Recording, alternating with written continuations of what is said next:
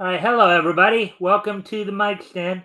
And if you haven't already, if you guys can like and share the stream to see if we can get some more friendly people in here, people interested in the conversations. I've got Rick Piper from Cross Comics here, Hey, and I've got Tim Olson here. If you'd like to unmute and say hi to everybody. Yo, what's up? All right, not you.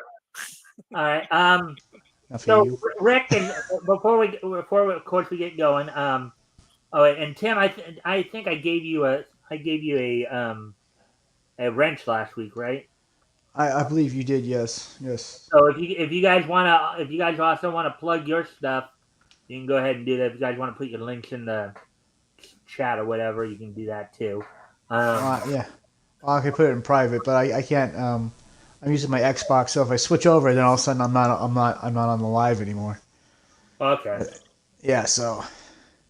All right. Well. But yo, sign up for Melvin 2 and sign up right now. You feel me? All right. Rick, you wanna Yeah. Well, I can throughout the night, or I will throughout the night, especially when we have break. When you would go away from the screen, I'll promote. I'll ramble on, hopefully, unless Timothy rambles on. Get yourself Canadian Shield too, yo. Don't be a punk. Kidding. And I'm just wondering, Hero Shack, Chris, are you back? He was in the chat earlier. It just says one watching now, so if you want to tweet him, let him know that we're back on, that we're on. So, send old Chris the link. Well, he and Diane will be on next week. Oh, right. I don't know what Chris. I know he friended me. I don't know Chris's new. The new account, yeah, the reformatting, if you will. Right there, I think that's it right there. Yeah. All right. Yeah, just give me one more second to step away computer for just a moment. I'll be right back. Why don't you guys talk a bit, and I'll be right back. And see, this is the time that we go ahead and we promote our stuff, Timothy. Yes, yeah. Like I said, sign up for Melvin 2. It's the campaign's launching October 23rd. Be the coolest person on the block by backing it. It'd be more cool if you go back to Canadian Shield over on Kickstarter. Yeah, I mean, look at the freaking cover. It's sweet. Yeah. Chris, I see that you're there. I got a question for you. Do you want to do can you do the cover for Canadian Shield #3? I can give you a copy of the script so you have an idea what's going on, so you can figure out that'd be sweet. Do it, Chris. Do it. And if you can have it done by like December, just because I want to put the cover in the back as an advertisement for #3 in the back of #2 and #1. Yeah, do it.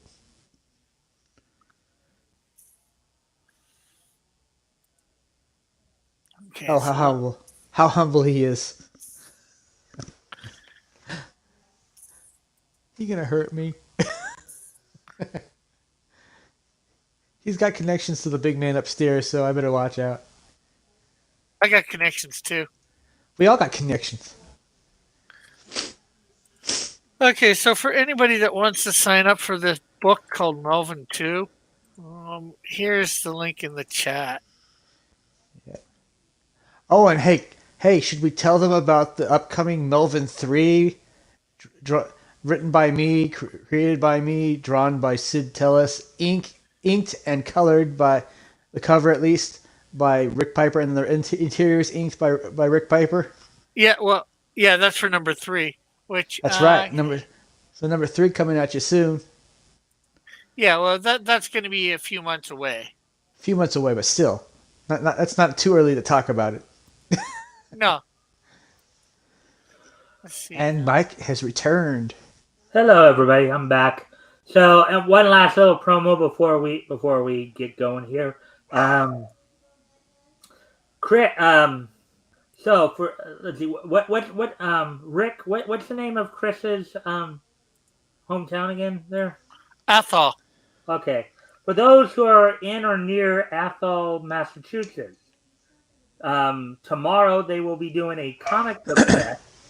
Chris, I think you have a wrench, so if you want to put the link up, or I guess um, maybe Rick has already done that. But if you want to put the No, link up for the comic book fest, you can. So for those in the Athol, Massachusetts area or surrounding area, um, that's happening tomorrow that's happening tomorrow from. from 10 a.m. to 3 p.m. All right, Eastern Standard Time. all right, okay. And I So just put a link for the inking of Melvin 3, page 14 in the chat. uh, Yep. yeah, let me grab it. Classic Okay. in the making.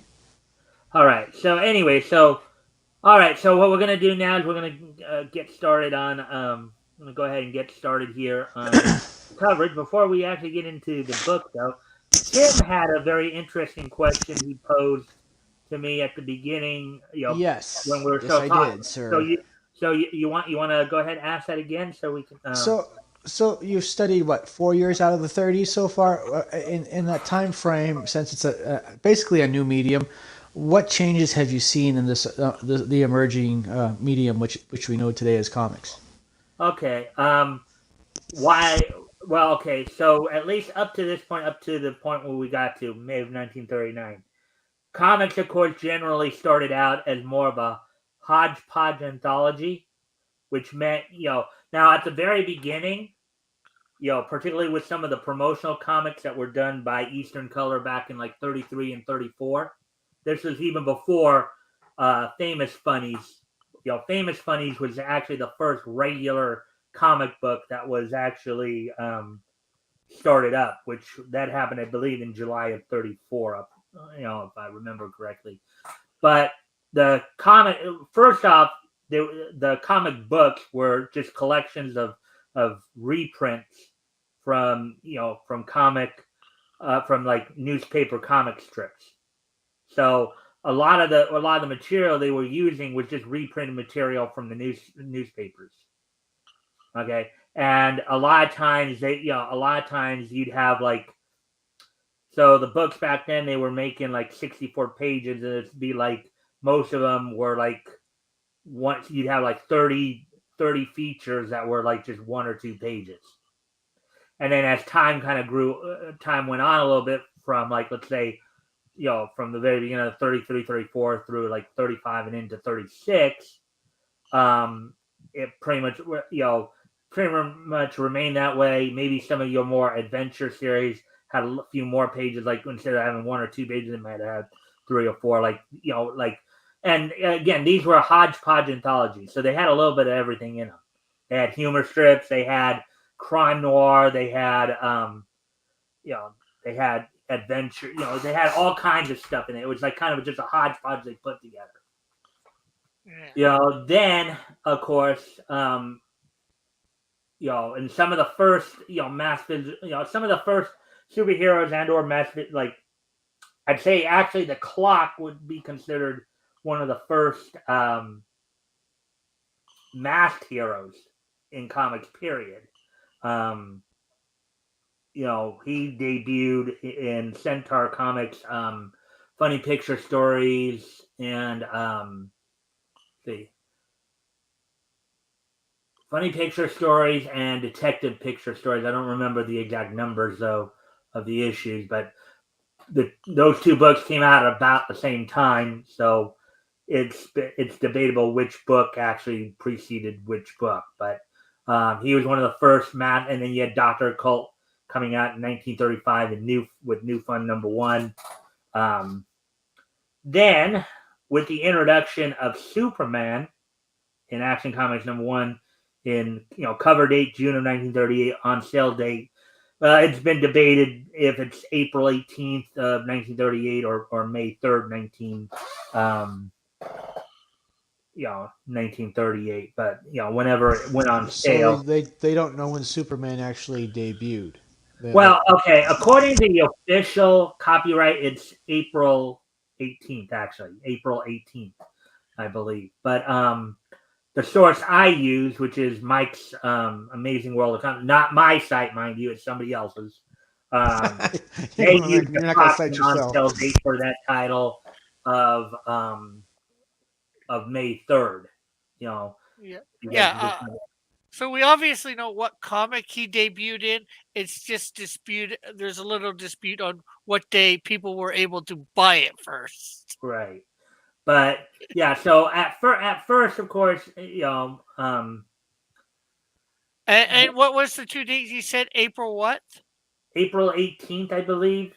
And the So other one so was what? May so, 3rd? so if you go, so okay, so if you go to GCD, right, Great Comics.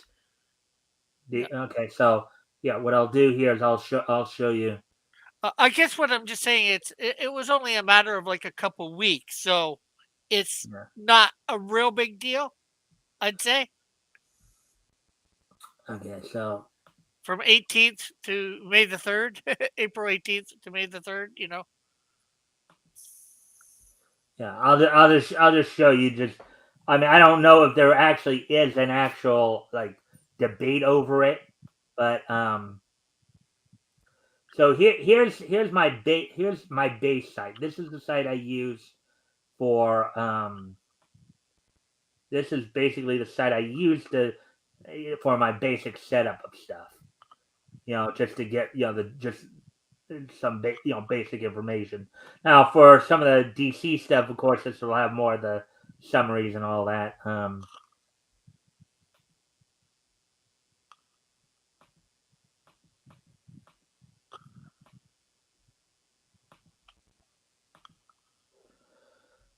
Let's see.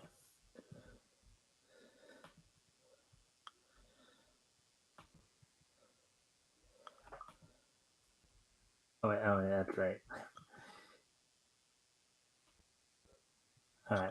So, okay, so you see right there at the far left, there's Action Comics right there. Now, according to this site, now this is the approximate on sale date right here. May The 3rd. approximate on sale date, they claim it to be May 3rd, 1938, as that's what this site says. Now, Yeah. And you're um, saying the other site says April 18th?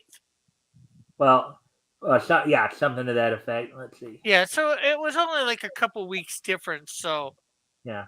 Well, he said the approximate too. So, um, but just to show you, some of the differing information out there.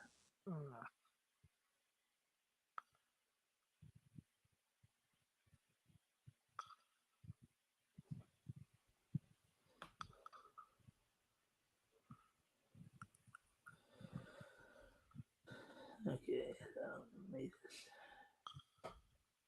put Action Comics one right here. So let me see. So you can see, okay, so you can see right here the well, if I can just get the don't want the whole thing, just yeah. part. See right there, according to this site, the on sale date is April April 8th. 8th. Yeah. And then let's see, I think yeah, in the let's see. In the documentation for the testimony from versus they're talking about, of course, the Wonder Man suit that we talked about a few months back. But Oh, it's saying it's documented in Siegel lawsuit there. yeah, So April 18th is probably more likely the real date. yeah. So that was just to give you guys kind of the lowdown on that. But basically, Tim, to kind of try to answer, hope I answered you. Basically, as we're working our way through it, we're watching how comics have evolved, because even in that short time, um, it went. Once Superman debuted and once he became popular, then you would start seeing. And I've kind of previewed like now, mind you, I've done more research on DC and the books that are associated with DC. Yeah.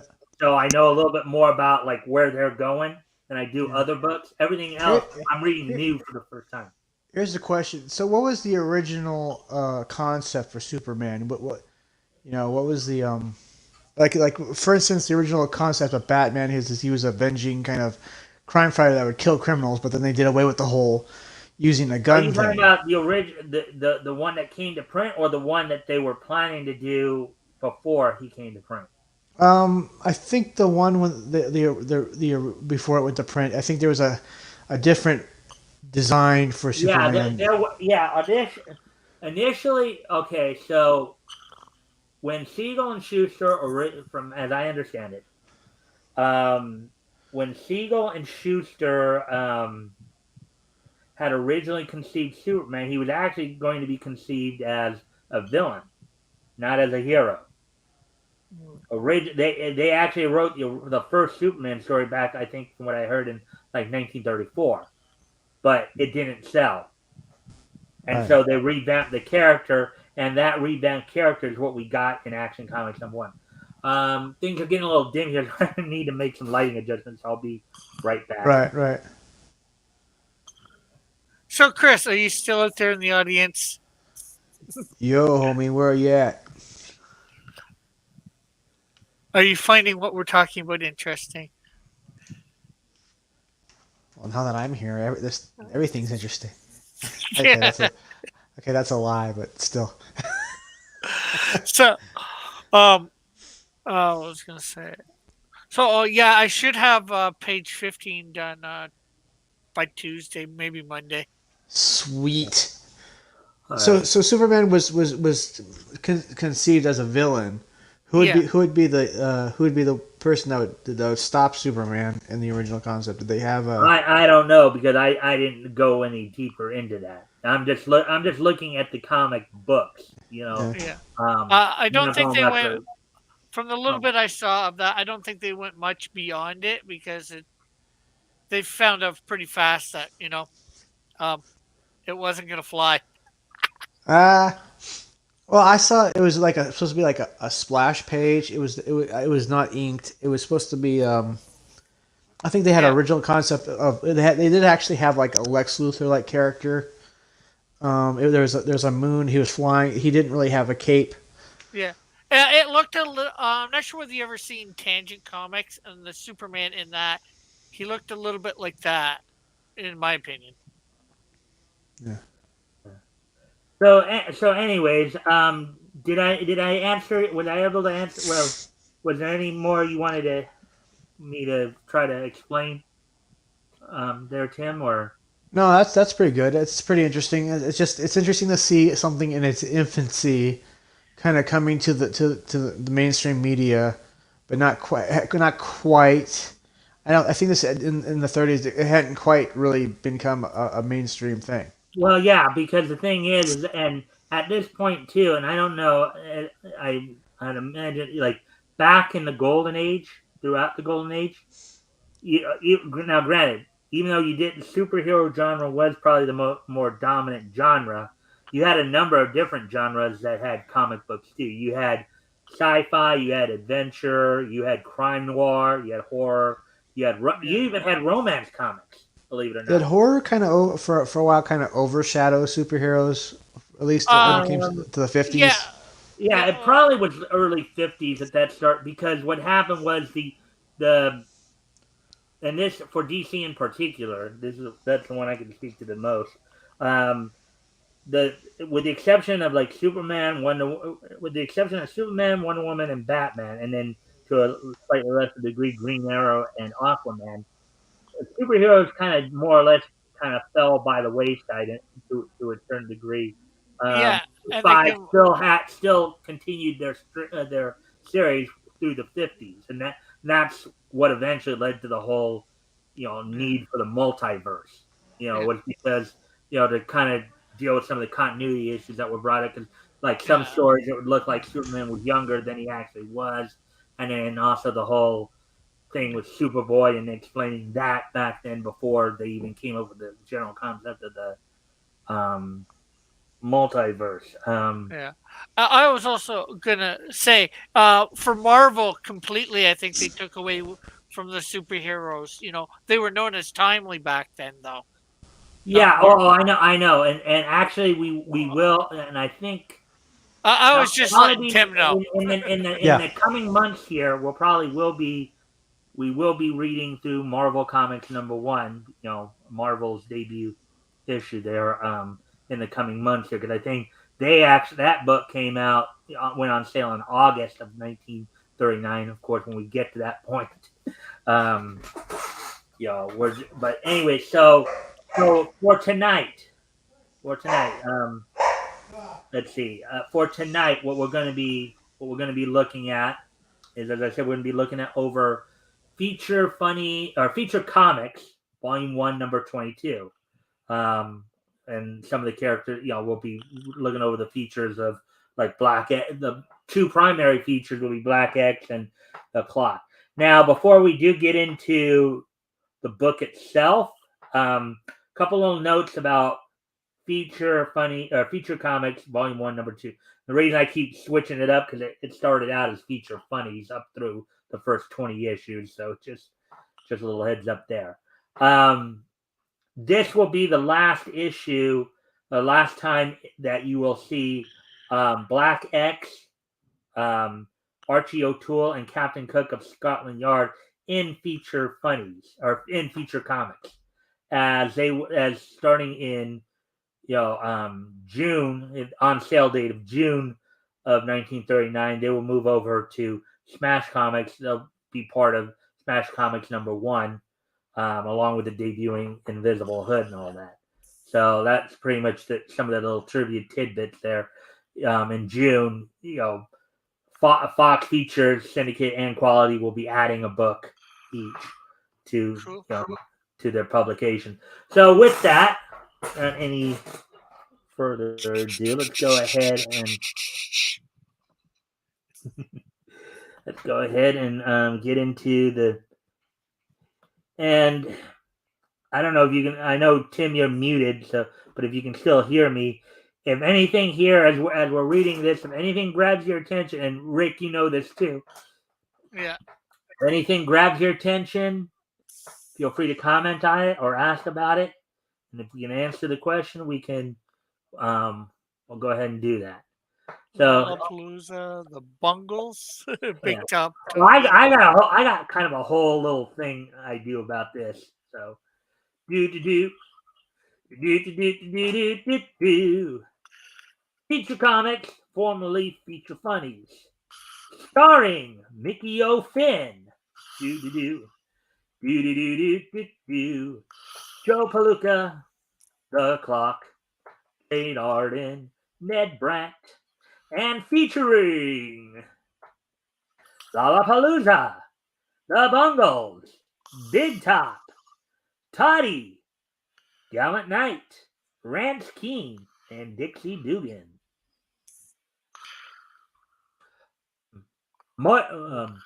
Michael, wait till you see that fresh Houlihan jump when I set this off behind him. By Link Leonard right there. Okay. So that's Mickey Finn. Now that was one of the interesting things about some of the names here, like Lollapalooza, Mickey Finn, Joe Palooka. We've of course, and we've talked about this stuff in the past. Not with you guys per se. You guys are relatively new to this part of it, but I was gonna say that Big Top Clown looked like the clown out of Uncle Buck. oops.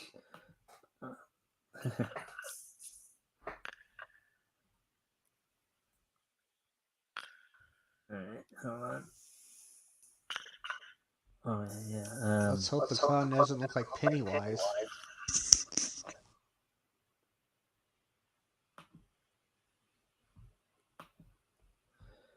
I don't know why this. All right, okay. He's being a little goofy on me.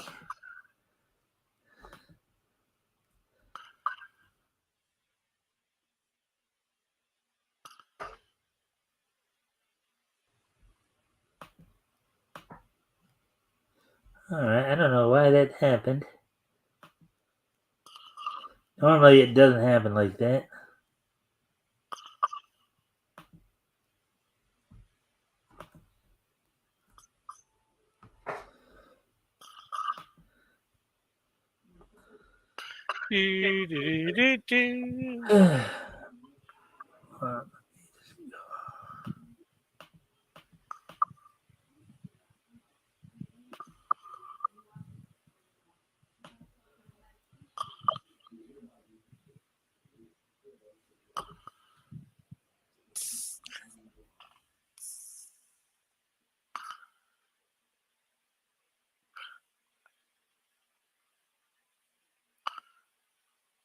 Had it all set too, and I don't know why that happened, but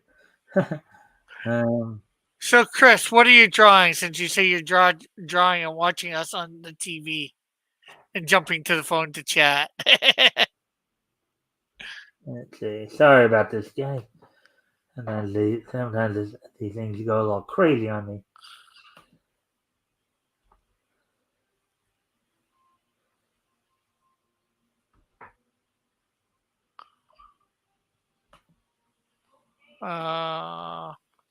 Maybe you have to restart the Oh, there we go. browser. Okay.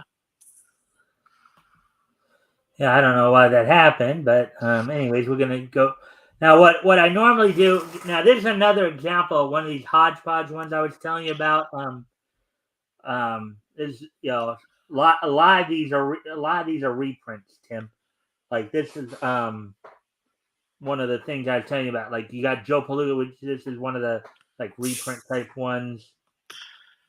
Basically about a boxer. Off the record. Again, we'll probably go back through some of this, and let's go over to Jane Arden, Archie O'Toole. This is one of the ones I was. Bud Thomas was one of the pseudonyms that was believed to be used by Will Eisner. There's Rance Keene, Toddy, espionage. So here we go. Here's one of our first feature here. All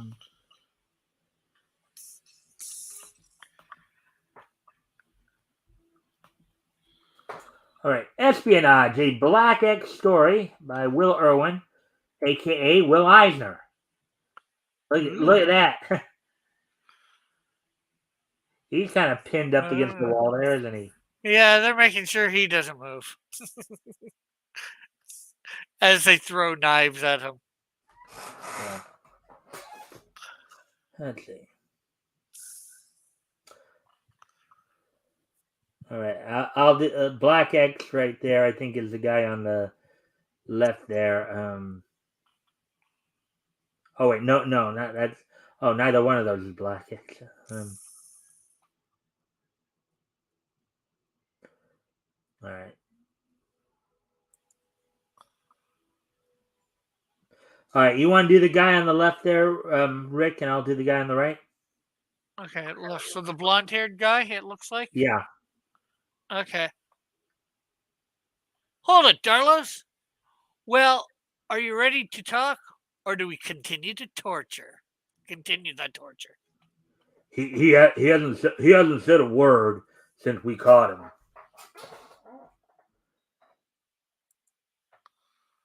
Look here, you. I think that's my guy. He's your guy who's holding the knife. Look here, you. We caught you snooping around, so we know you're a government agent. Tell us who's your boss is, and we'll let you go.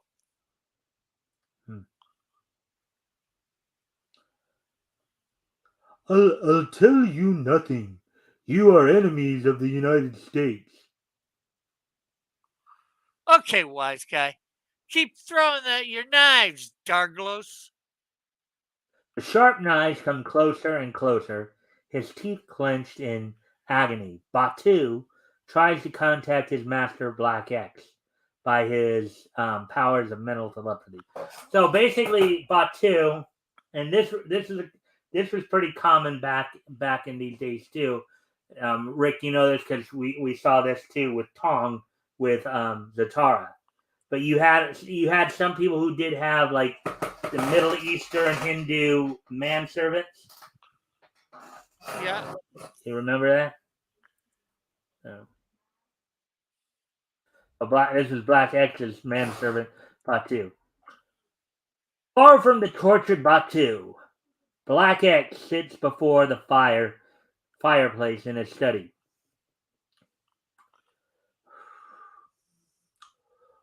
Wonder where Batu is.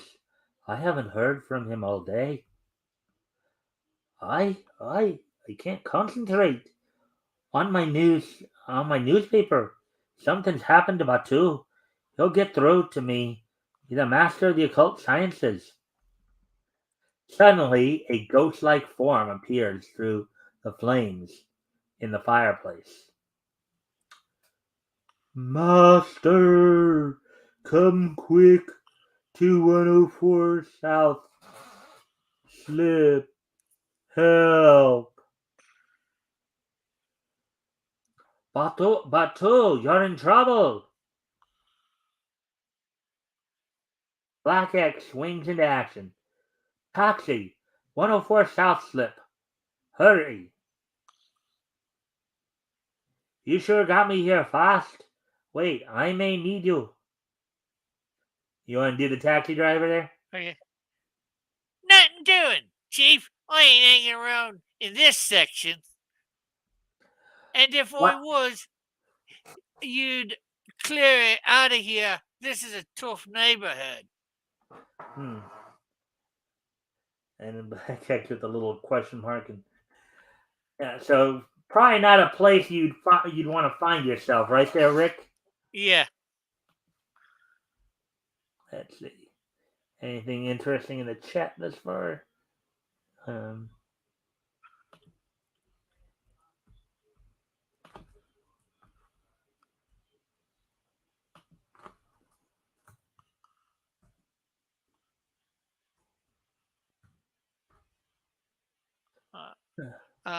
Chris, I sent you a link to the Canadian Shield 3 on Docs, Google Docs, if you want to read it, so you have an idea what's going on in the comic to do the thing. And I can send you a picture of the villain for it later.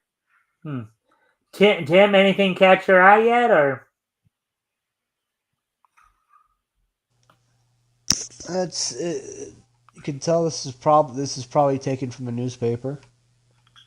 Actually, this is more of an original story, believe it or not.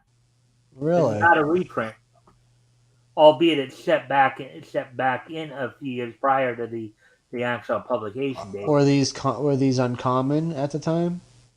Well, okay. By this point in 1939, you started having more of a mix between reprints and original material. Like there are some companies like Quality Comics, like Dell. Now Dell did more like licensed material. Like they do like Dell might do like they were doing Bosco for a while there. Bosco was one of the older cartoons. Let's see.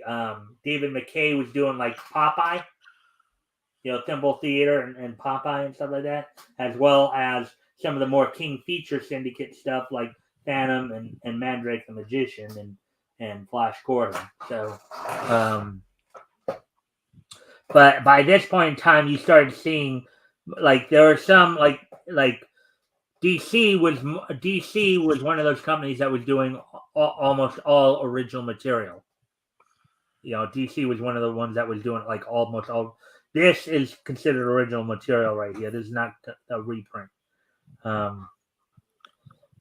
So through a grated door, remnant of the Prohibition era, Black X enters a smoky dive.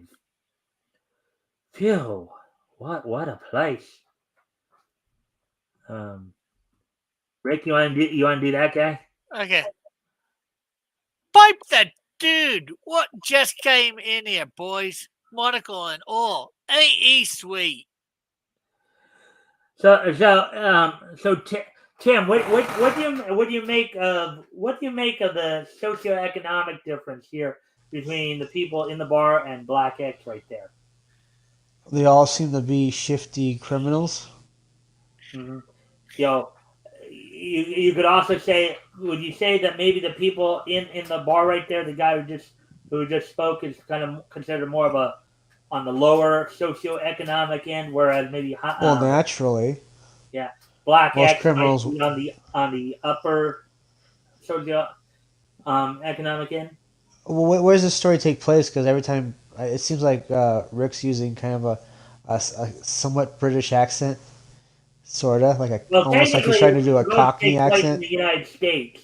The way Yeah. Black X look, I mean, like when I'm doing it with the trying with the British accents, because um, Black X, to me, from what I've seen of him, comes off as kind of more of a like, yeah, I'm doing it more of a British accent. But do you remember like Charles Emerson Winchester from um, from MASH? Yeah, I do. Is you mean the one played by Donald Pleasance? No, not Donald. No, I'm talking about the TV show. Charles Emerson Winchester, who was played by David Ogden Stiers. Oh, never mind. I don't know that one. You Oh, said you never saw the TV show? I saw Mash. Like But from the sounds of it, sounds like you saw the movie, not the TV show. I seen the TV show. What character did he play?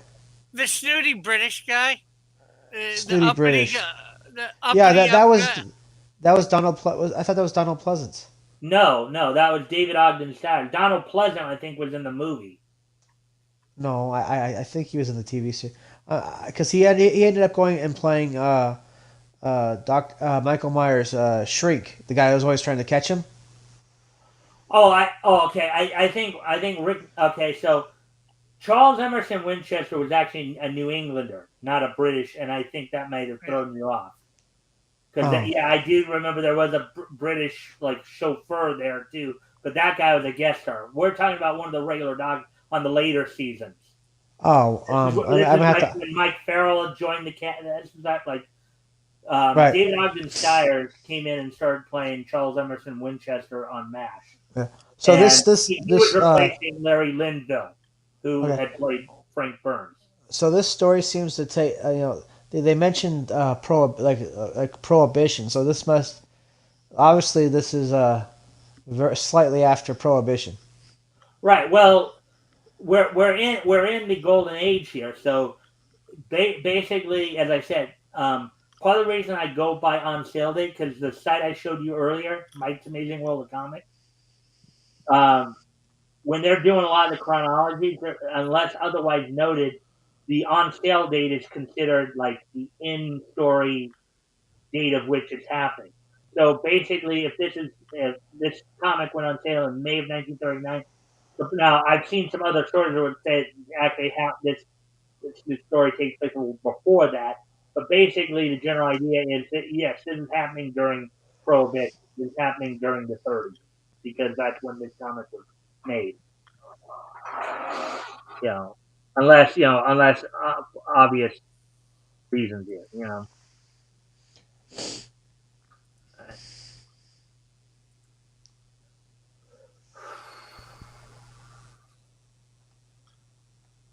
Hiya, handsome. What you doing down here? Slumming, you you should be at the Ritz. Oh yeah, oh yeah. Have you seen a Hindu around here? Behind Black X's back, the mole drops her handkerchief. A man nods to her and runs upstairs. Um, Amazing. And just to give you more of an idea, I think you see Black X right there, Tim. Tim, Yes.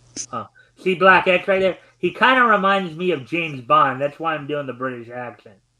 Well, I was He's thinking American. more Even though like he's American. He's American.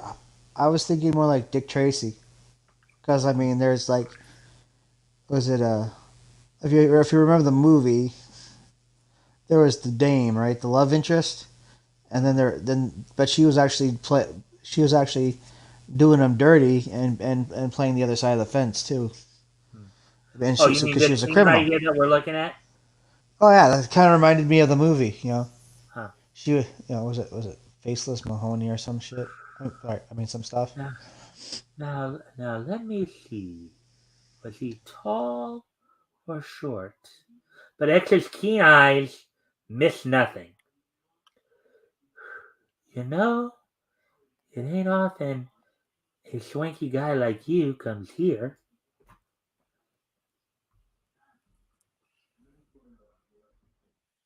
Upstairs, um,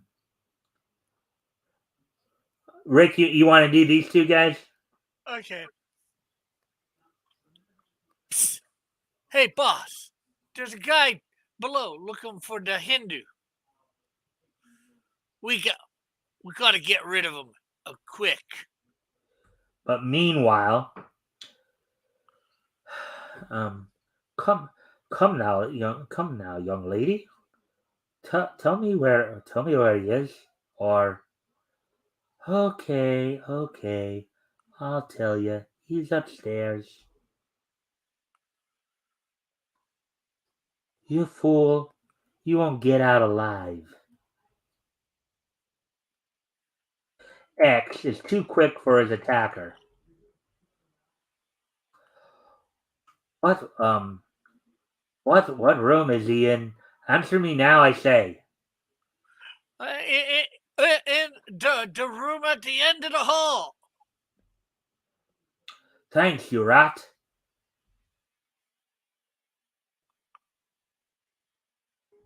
I noticed they weren't big on sound effects. Uh, like he hit him right there. He didn't have like a Oh yeah, pow or normally I do. I'm no. I just mean trying to like, but get look at the into it. comic book. Look right there. It's just a clean hit, but they don't put like a sound effect like thud or whack or Oh pow or. yeah. Smack. So Whack. is that a thing in the 30s? They didn't really like utilize sound effects in their story. Sometimes they did, sometimes they didn't. I think it depends on the writer. This is one of Will Eisner's works. Batu, Batu, Jove, what have they done to you? Master, at last you come. Quickly, Black X frees Batu. What happened, Batu? I overheard spy talk in restaurant. I follow them to here. They see me. They catch me. They big spy ring. Sell army secrets to foreign powers. Hurry. We must get out of here. Soon they return with more men to kill us. Batu's warning is well timed. The spies have enlisted the idle gangsters and are running up the stairs. They come now, master. Quick, Batu. Get on the phone and call the police. I'll take care of them in my own way. This is going to be a pleasure. The door opens slowly. Come in. Shocked. See, right there, Tim? Right there. There's your sound effect. Ah, there's a sound effect. It's a little one, but Shock. Hello, police headquarters? Hello? Grimly, his slashed hands barely able to grasp the instrument, Batu shouts his message to the police. Come quick! Big fight! Spies, hurry! At police headquarters. You want to do the cop there, Rick? Okay. You say you found a spy nest at 104 South Slip. Who's talking? Hey, he's hung up. I say, Batu, you'd better tell them to bring an ambulance along.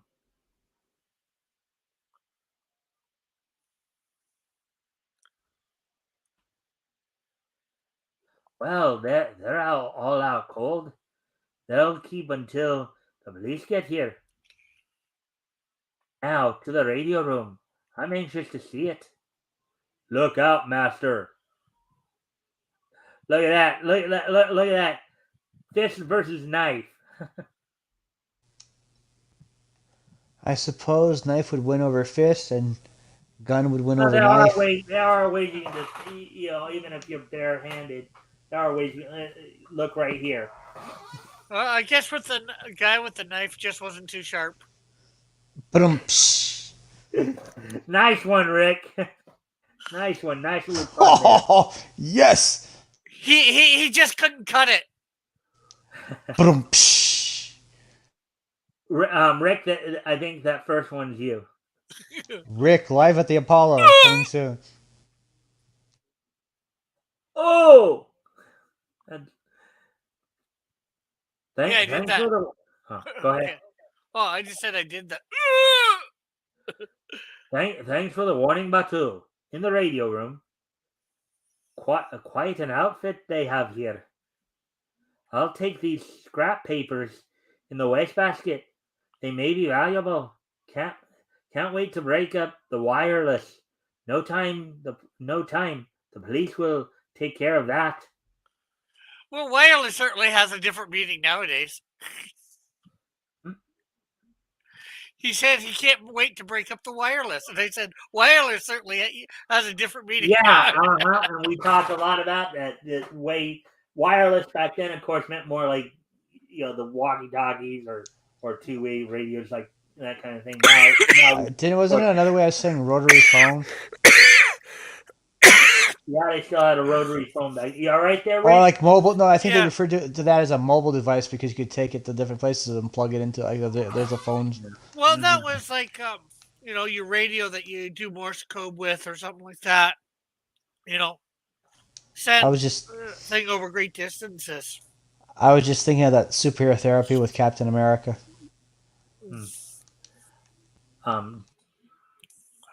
Dressed, Black X and Batu slip hastily out of the den.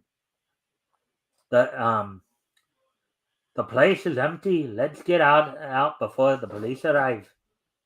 I'm going to Washington to check on these papers, and you, Batu, are going to the hospital to have those wounds treated. Concealed in a dark doorway, Black X watches the police round up the enemy thugs. Hurry up, you mugs! Boy, oh boy, what a haul! Pack 'em in the wagon. The old paddy wagon of back then, huh? The old paddy wagon. Paddy's wagon. Paddy's always getting his wagon full of bad guys.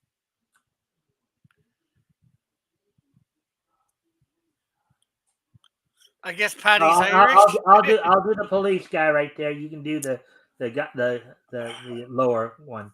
Right? Okay. Say, who beat you mugs up like that? A guy with a monocle. I think these two are you again. Ain't you the one that called? Ain't you the one what called him a dude? Yeah.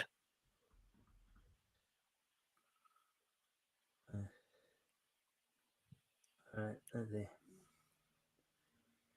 All right, so the meet. This is the code we've been looking for. I say, X, if you have to go into the slums, I wish you wouldn't dress so well or like a dude. It invites trouble. Okay, so guys, what in this particular context, what does the word dude mean? I guess it's meaning somebody that's well dressed, yet nowadays it means anything. Well, it could mean anybody, but most of the time we talk about anybody as like a dude.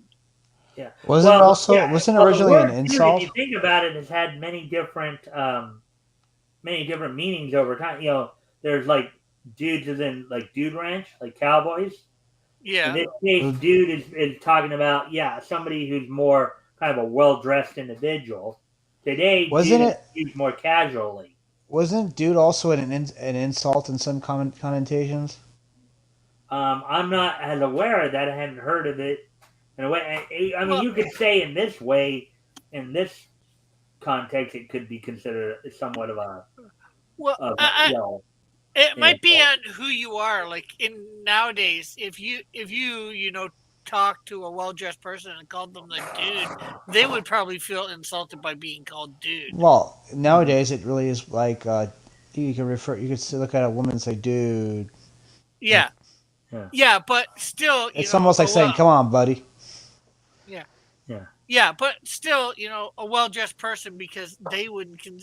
Dude is seems low scale thing to say, and they wouldn't want themselves to be referred to as low scale most right. uppity up people, so they might find it an insult. I'm not saying for sure, but I think May, I've seen it in movies.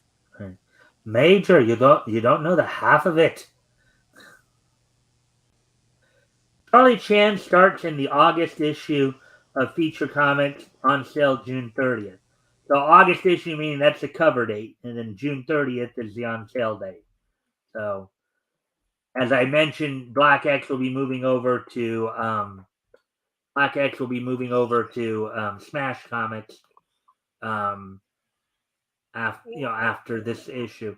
So Uh, starting in the name. was Anyways, that com- before we continue on, I do need to step away from the computer for a moment so you guys talk I amongst yourselves. I just want to know, was that comic a smashing success? Smash Comics. Yeah, It ran for a while. It ran for yeah. a few years. You Well into missed the pun. yeah, Smashing. I kind of caught it. I just You ignored it. yeah. Okay. He's ashamed of Anyways, you, I'll Rick. be right back. You guys talk amongst yourselves for a moment. He's got to go rip out his hair because of all the bad jokes. Okay, Chris, are you still there? Chris. Chris. Oh, so October 23rd, it's less than a month away. Are Hell, I you mean, are you heck yeah. excited? Are you nervous? Oh, me nervous? Come on, this ain't my first rodeo, buckaroo. Okay, it's only your second rodeo though. Yeah. Still, you know. I mean, putting the campaign together, it's still in rough draft mode. I kind of forgot things, but Indiegogo's so weird. Like if you put a set up tiers, it lists the least expensive tier all the way down to the most expensive tier instead of like in the order you want.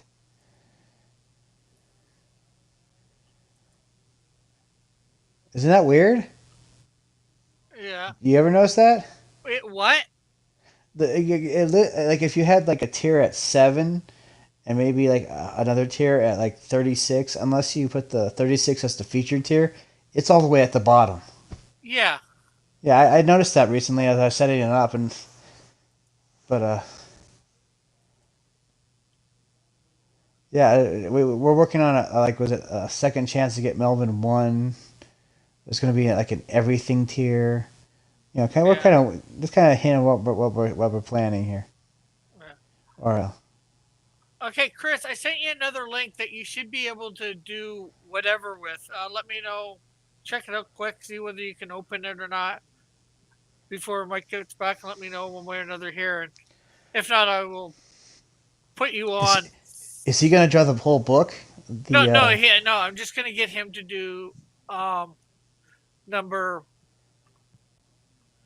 I'm gonna get him to do the cover. I'm actually starting to draw it. Actually, we got a couple seconds here. I might be able to show off what I've done so far. So I'm not sure whether you remember. There's what I have right now. I've been living through your releases vicariously.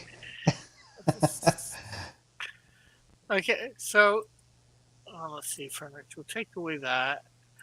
As you may or may not remember, um, Oh, hey Mike, what's up? Not much.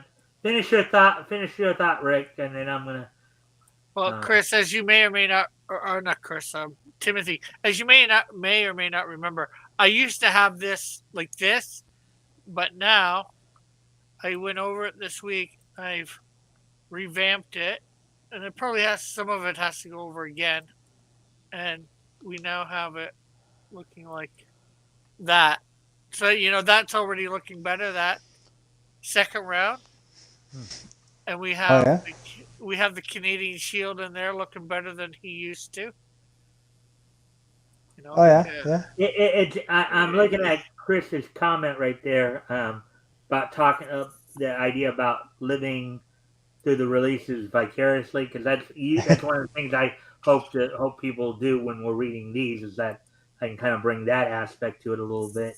Well, the Um, way I look at it is, you got to know about the past and to know about the present and the future. Honestly, because comic books didn't come out of nowhere. We've taken them for right. granted because they've always been here. So Yeah, it's nice to during our know. lifetimes, they've always just been a thing. But as I said, yeah, they started out as as hodgepodge anthologies, and as time went on, like DC was Yeah. one of the first companies to actually specifically have almost all new material in their comics from the get go. You had some companies that were still doing anthology, hodgepodge anthologies, throwing together stuff from reprints from from comic strips in the papers, and some of them were mixing those with original material. Others were just having all original material. Yeah. Um, Well, you could say this is it's comic books have kind of where it kind of started out as a niche market thing, because I don't right. think only a certain specific group of people would probably buy these back then. Well, yeah, they wouldn't because. Well, here's the thing too. You may have noticed a lot of these comic book artists back in these days, because you notice I mentioned earlier, Bud Thomas and Will Earn were two of the pseudonyms that were used by Will Eisner. Okay, Right. um, obviously some of these guys were using pseudonyms. Siegel and Schuster were using them as well because they didn't know Jack Kirby was using them. They were using them because they didn't know how these. This was still a fairly this was still in its infancy, but with the as I said, when Superman debuted, the superhero genre in comics exploded, and you did start seeing more, superhero based anthologies. Now you'd have other anthologies too, as I said. You'd have romantic anthologies, you'd have Western anthologies, you'd have sci-fi anthologies, and all that. But a lot of the stuff throughout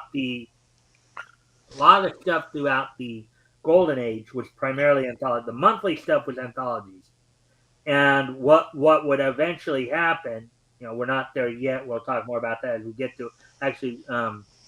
If a character became popular enough, they initially would get their own quarterly title, their own self-titled book that came out quarterly, like 4 times a year, you know, every 3 months. So, um, but that's we are just barely scratching the surface of that with last month when we looked at Superman #1. So, or the last time we were talking about DC. But to give you a little bit more information on Black X here, Tim, so Black X originally his original name was Richard Spencer. He was basically an agent in the U.S. government, like in the FBI. They faked his death to where he could become a more effective spy. So these missions of his, are what you might call black ops type situations, where basically, if he were to get caught, the U.S. government would deny any knowledge. Knowledge of them. Yeah, so a little bit of a tidbit there, Yeah. just in case Uh, you. and unfortunately, Chris, it is not gold foil wraparound.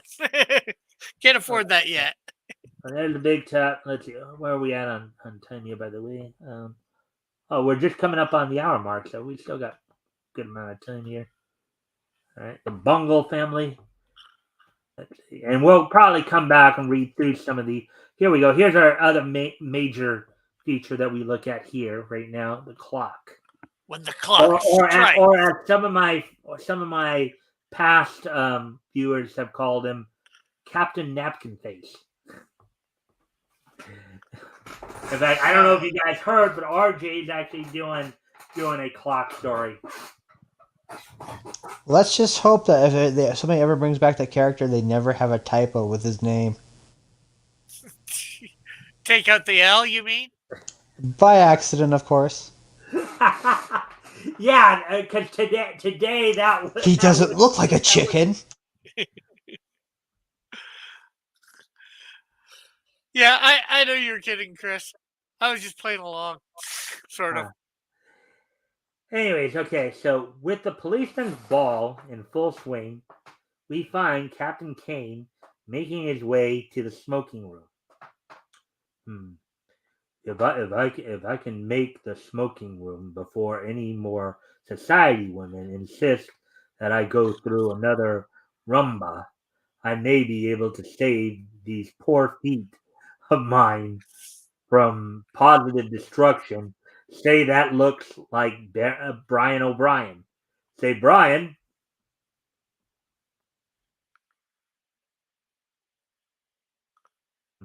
What brings you to this shindig, my boy? Hello, Captain. Well, it's a long story.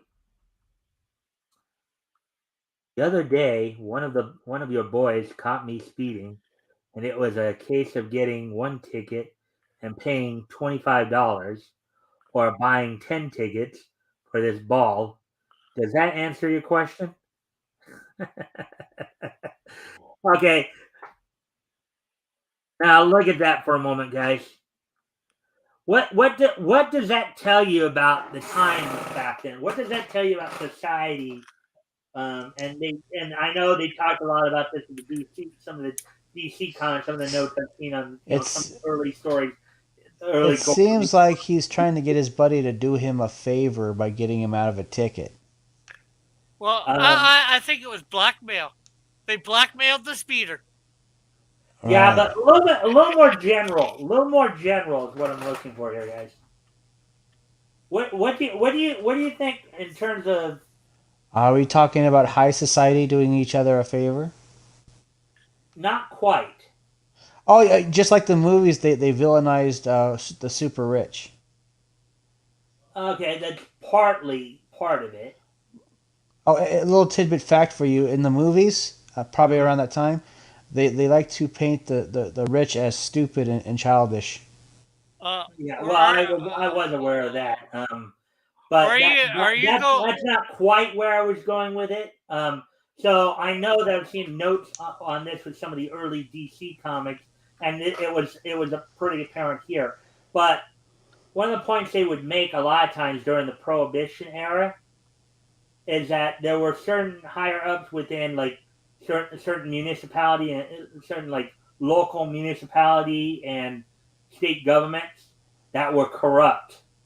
Oh, interesting fact has not. It's a little sidetrack, but um, during Prohibition, did you know what was it? Oh, it's that famous one, that one whiskey company, I think.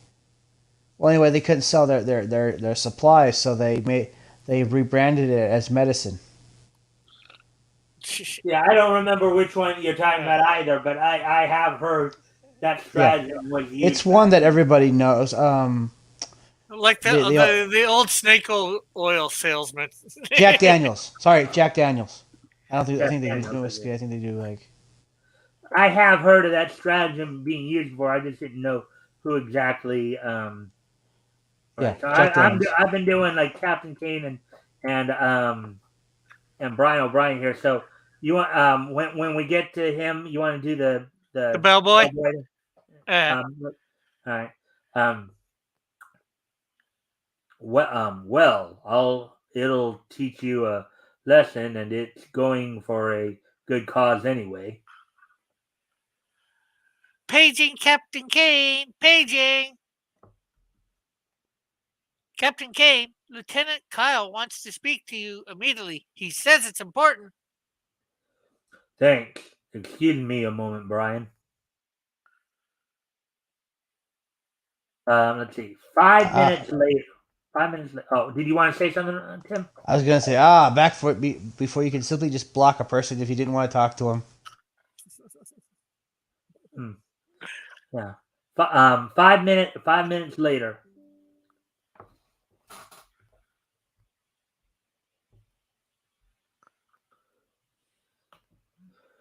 Um, Brian, this is awful. I got word that District Attorney Downs took his own life.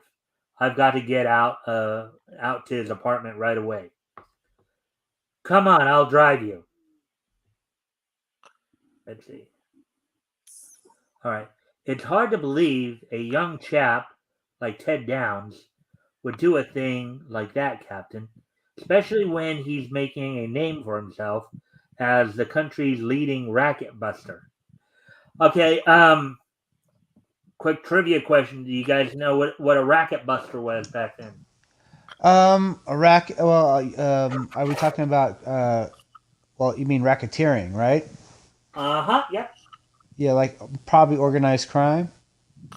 Yeah, okay, so racket busters, Would be sometimes somebody who also called, busted up that sort of stuff. yeah, racket Usually, busters, usually, sometimes also usually called involving a busters raid. or pop busters, as we read last week. They were like basically they were attorneys, prosecuting attorneys who specialized in dealing with organized crime, right?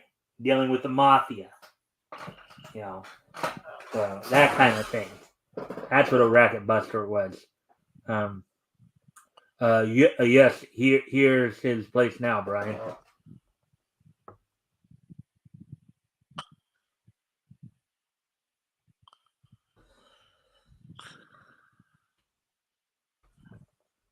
I guess that Ted Downs guy was really let down.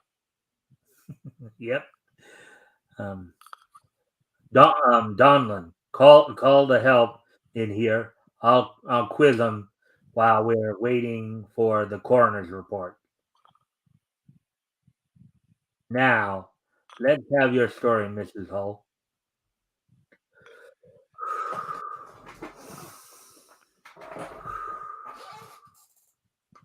Well, like Hawkins here, I heard the shot about an hour ago, and when we saw what happened to Mr. Downs, we called the police.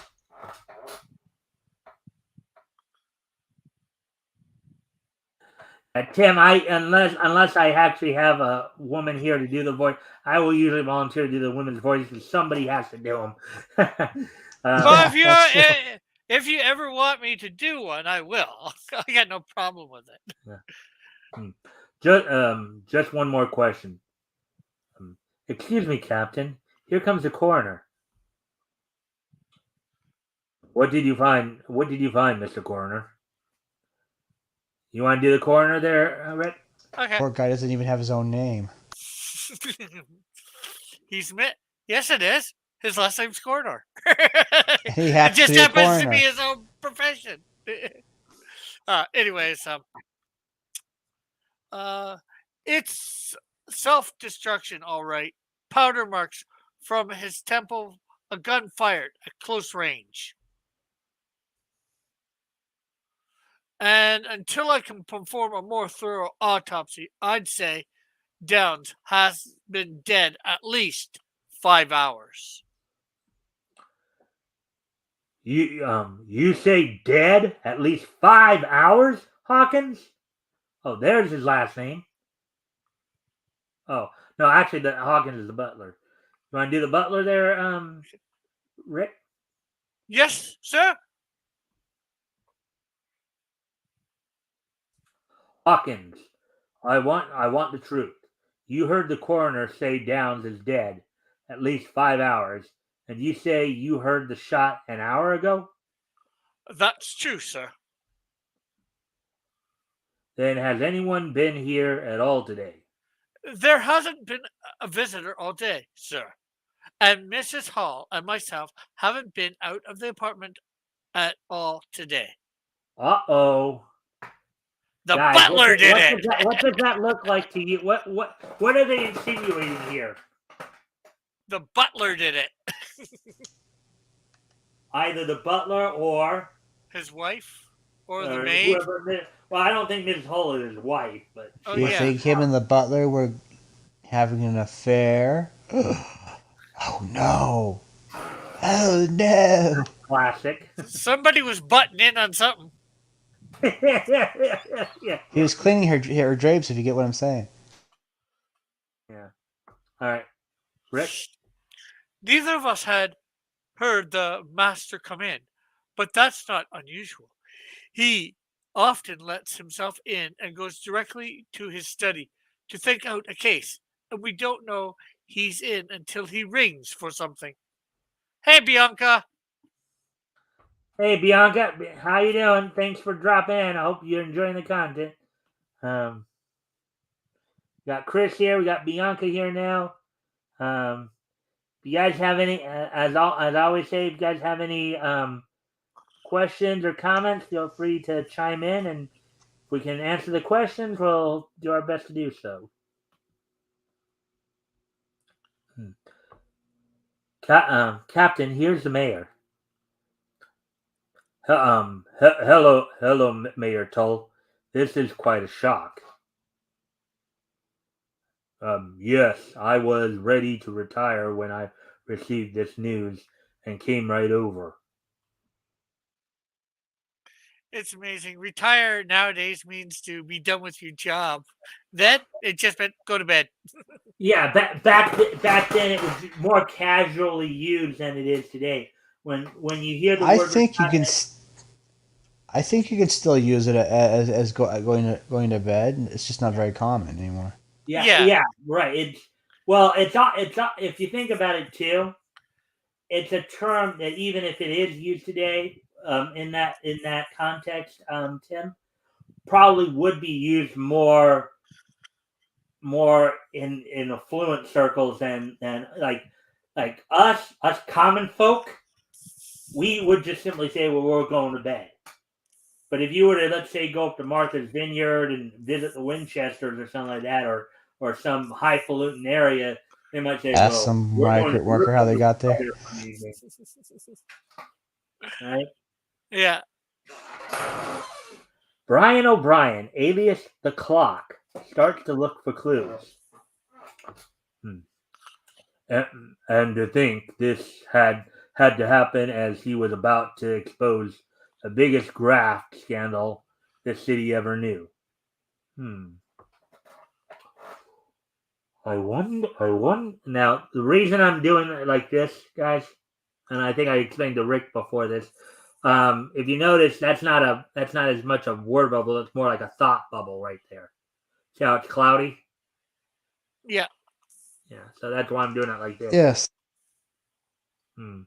I wonder if they could have gotten in through the window.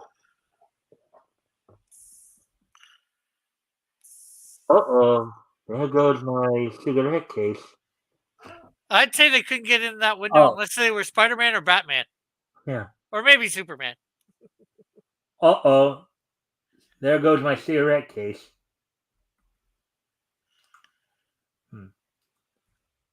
Excuse me, Captain.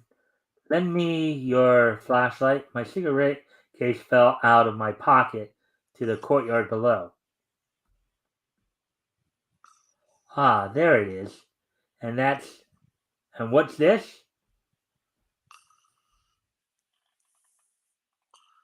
Bits of red paper from a firecracker.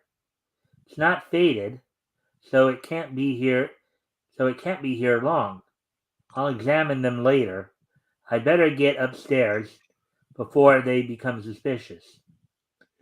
That sounds like something Batman would do, wouldn't you guys say? Yeah. I think that's the gunshot they heard. The firecrackers. Probably. I found it, Captain, and none the worse for the fall.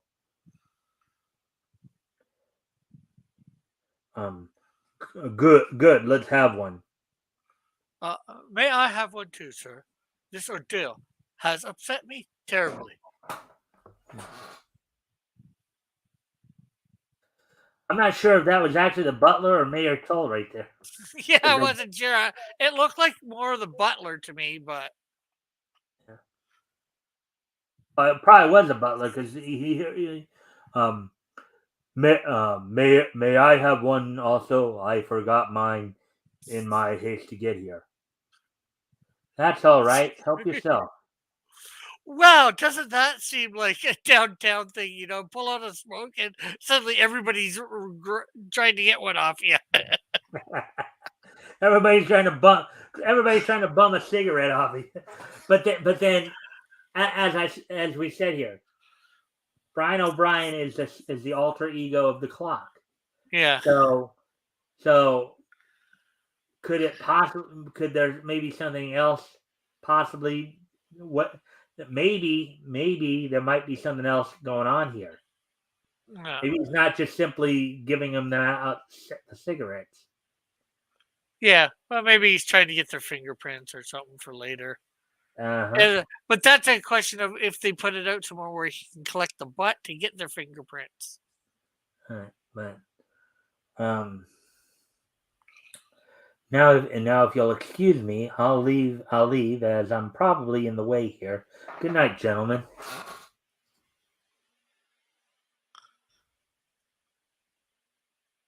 Those bits of red paper, what can they show? Fingerprints? That's it. And I'll examine the prints on my cigarette case. Also, Hawkins held this case tonight too. So yeah, so he actually got the fingerprints on the case, on the cigarette cells. Which, if you think about it, that's kind of a classic motif in a lot of like crime noir stuff, right? Where they'll just kind of surreptitiously do something like that, where maybe they'll share a cigarette or something, do something to, maybe offer somebody like a glass of water to where they can get print. I mean, it's like that's something that's just classic. Meanwhile, back at the scene of the crime, you want to do the policeman right there, Rick? Yeah, okay. I was just gonna say Chris commented on the bumming and cigarettes too, and about the pack might having prints. Let's see what he had to say here. Was this comment right? Yeah. Cigarette bumming was and is common among smokers. Cigarette packs might have prints. Mm-hmm. Yeah, that's probably true. Okay. We finally got the safe open, Captain, and there's not a thing in it. That's funny. Downs told me this morning he had the evidence all ready to bring before the court. Captain Kane, I'm appointing you to carry on in Downs' place. Find those records and finish the job he started. At the same time, in the clock's home, finished at last. Now to compare them.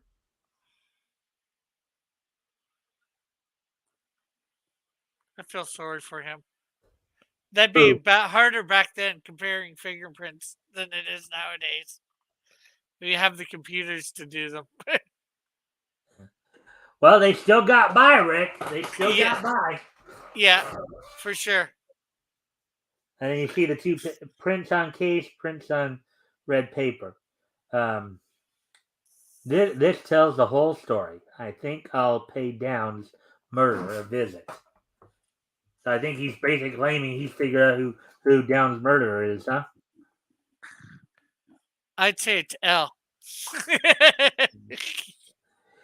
Somebody drew on the fingerprint L. Huh. Yeah. Go ahead, Tim. I'd say it says right there. Yeah, found on red paper. Yeah. Let's see. It probably happened this way. Downs and his killer entered the apartment and went to his study, unknown to the servants. And with a silenced gun, the killer shot Downs at close range, removed the silencer, and put the gun in Downs' hand. Then took quite some time to open the safe and or find the combination to it.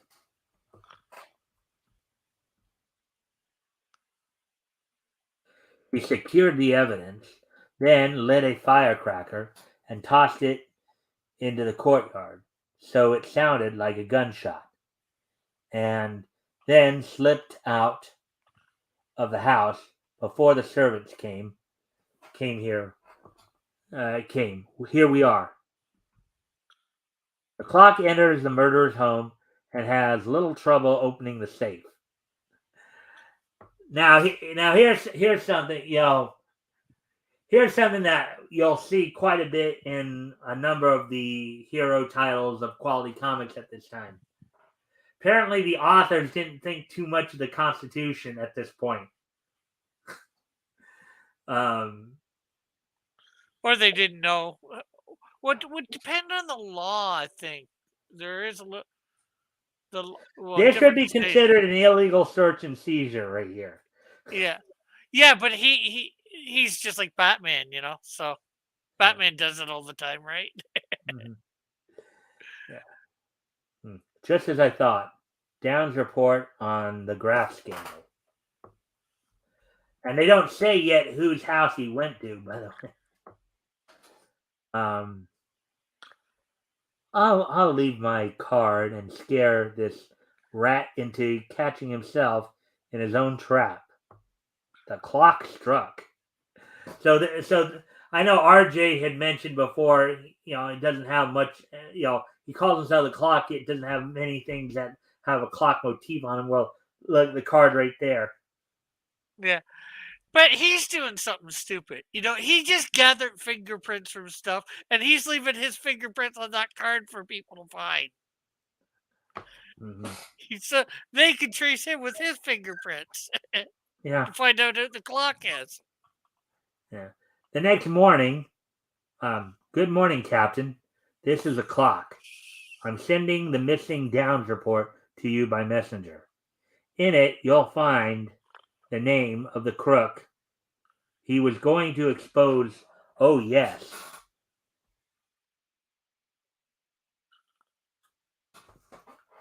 The murderer will walk into your office within a few moments.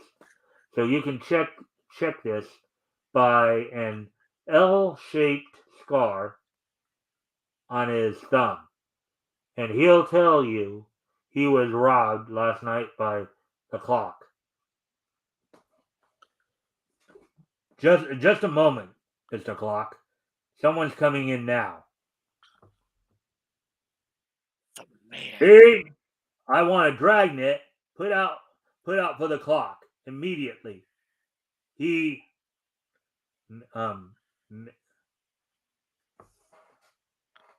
That's your man, Captain.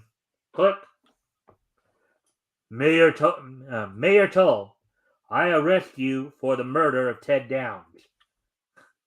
Look at that. What an ending. That. He basically decided to make the arrest based on just the word of the clock there. Another episode of The Clock in the August issue on sale June 30th. So how did you guys like that story? I liked it. It was good. Yeah, it's nice. It's a nice little story there. Anthology titles seemed to be pretty common back then.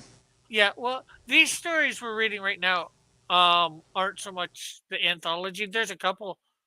Oh yeah, this is an anthology because all the different book is stories. An anthology because it's it's got a mix of stories here. Now this is one of those books, as I told you earlier, that actually has a bit has like The Clock by George E. Brenner and of course Will Eisner's Espionage that we read earlier.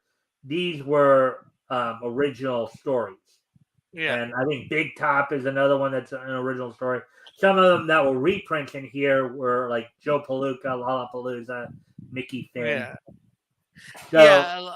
With 64 pages, as most comics were back then, 64. This is 68, but that includes covers. So, you would expect to find it as an anthology. Most people are doing anthologies that size nowadays, right? Mm-hmm. Yeah. Anyways, well, we're coming up on an hour and a half here, so we got quite a bit of time.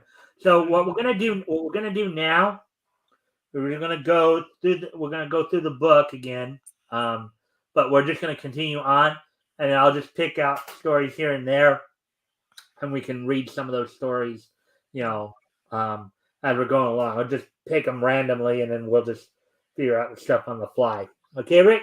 Yeah, sounds good. But I'd say the price of this book is a lot better than the price of ours, 10 cents. Yeah. Well, Oh, all comics. although wages were a lot lower back then. The Yeah. 10-cent plague. Well. Okay. Now think about this. Think about this for a moment. Comics were 64 pages back then, or 68 if you include all the, I guess, ads and all that. Okay, and you can get them for 10 cents. Nowadays, comics are like 32 pages. You have to pay almost $6 for them. Yeah. Think about it, won't you? With only about 20 or 22 pages of story. Actual story, yeah. I mean, that should tell you something right there, All right. Stupid Anyways, inflation. well, yeah, over time. Actually, we don't need to go that small. Anyway, so we're just gonna. Like I said, I'm just gonna start. I'm just gonna like 33 or 60. So we're like halfway through the book here, but we're gonna go through it, and I'll just pick stories or features out of it. Now, of course, here's another thing, Tim. Going to what you were kind of asking me too about, like some of the, at least with the formatting of some of the comics here too. Okay, so and I've mentioned this too before. Back here in the Golden Age, the comics of the time were more akin to what highlights is now, just with more of a comic. Tim, you know about highlights, the magazines for kids, right? Yeah, I was a kid once. Yeah, you remember seeing those, and well, comics back in the Golden Age here were more akin to those. With the main difference being that, of course, the comics had more comic-based stories in them, whereas highlights was more of a magazine. Now, granted, back then they didn't call these comics; they called them comic magazines. They didn't call them comic books; they called them comic magazines. So that's another little one. So here's one of those little kind of profile pieces they have in here. So they're still talking about Ted Lyons' terrible disappointment. So Ted Lyons was a pitcher with the Chicago White Sox, I believe, back in the 20s, maybe 30s. He's actually a Hall of Famer. I think he's one of those guys who had a knuckleball in his repertoire. So those are always tricky to deal with. The youthful Chicago White Sox pitcher is standing the Washington Senators on their eyebrows. For 8 innings, he hasn't allowed a hit or a run. So through 8 innings, he's got a no hitter going. 9th inning, 1 out, 2 out. Fans are holding their breaths at each pitch. Bob Beach, Washington right fielder, comes to bat. Now, Washington, of course, those were the Washington Senators, who would eventually become the Minnesota Twins. They were, for the most part, aside from 1924 and 1933, they were not necessarily one of the best teams out there. So like the Chicago Cubs. Oh no, they were even worse than the Cubs. I mean, these guys were perennially at the bottom of the league, usually, with maybe only a couple of exceptions. Gone is Lyons. Great opportunity. Let's see. Closed are the doors to baseball's Hall of Fame as Veach singles sharply for the only hit of the ballgame. And here's Ted Lyons, who pitched Chicago to a 17-0 win that day, September 19th, 1925, at Washington. So this is actually one of the now 1925 Chicago. The White Sox were not that great of a team either at that point, but 1925 I think Washington was still they were I think coming off of of an American League championship I believe actually that might have been the year they actually won the World Series even with with Walter Johnson as their ace. But You would think after a few hits that they would have changed this picture, 17 to Gee, 9. okay, here's the thing you have to is understand about Mike baseball. is Mike also a baseball historian buff? Also, I am a bit of a baseball historian as well. do you know about the Seattle was it the Pilots? The Seattle Pilots, who came into the league in 1969 as part of the expansion that year, and then would eventually move to Milwaukee. Yeah, Brewers replaced, yeah. to kind of give Milwaukee a team after the Braves had left there in 1965 to head to Atlanta starting in 1966. You know your stuff, bro. But you would think they would not have kept that picture in, 17 runs in the last inning. That's Ooh, that's just bad, bro. That's No, bad. no, no, no, no, no, Their no, no, bats no, were no, no, no, cracking. no. I'll read that last line again. And here's Ted Lyons, who pitched Chicago to a 17-0 win that day, September 19th. Oh, okay. Yep. The yeah. disappointment was that he lost. He did give up the one hit. He had a no hitter going. He went 8 2/3 no hit innings right there. Oh, okay. No hit shutout ball. He won the game. It's just that Oh, it got down to like the last guy, and he gave up the hit. So I guess that's something to talk about, but that's not as bad as the way I thought But of it. Rick, they're still talking. Not today. We're No, now talking they're all about other dead. things. Rick, here's something else you have to understand about that time too. Okay, Yeah. most pitchers at that point in time were expected to complete games. Oh, You'd have pitchers who'd be sitting there pitching 35, 40 games total a year, starting 25, 30 of them. I'll put it this way. At this point, let's say 1920, they'd be expected to pitch 40 games a year, start 35 of them, and complete 25 to 30 of those. yeah. Well, that's not so bad because they do a lot more games than 40 nowadays. Well, okay. Well, back then too, your total season was 154 games, and then you just have the World Series. You go right into the World Series because they didn't start divisional play until 1969. Okay, so you'd win your league, and then you'd be your representative into the World Series. Yeah. But back then the season was 154 games, unless of course, as what happened in 1959, you have a tie, and then you basically get 3 additional games. Those playoffs get counted as part of the regular season, as what happened in 1959 between the Milwaukee Braves and the Brooklyn Dodgers, the Los Angeles Dodgers. How many games are there? Do you know how many games they do nowadays? Regular season is 162. Okay, so they went up but nowadays you have a much more expansive even when I was a kid, right? Even when I was a kid, they still had just the divisional players. You didn't even have the wild card. You'd be finishing up by the end of October. Now you're getting into November by the time the baseball is coming to a complete close. After playoffs and all that. Yeah, that's how Derek Jeter got the nickname Mr. November, because of his heroics for the Yankees in the early part of November.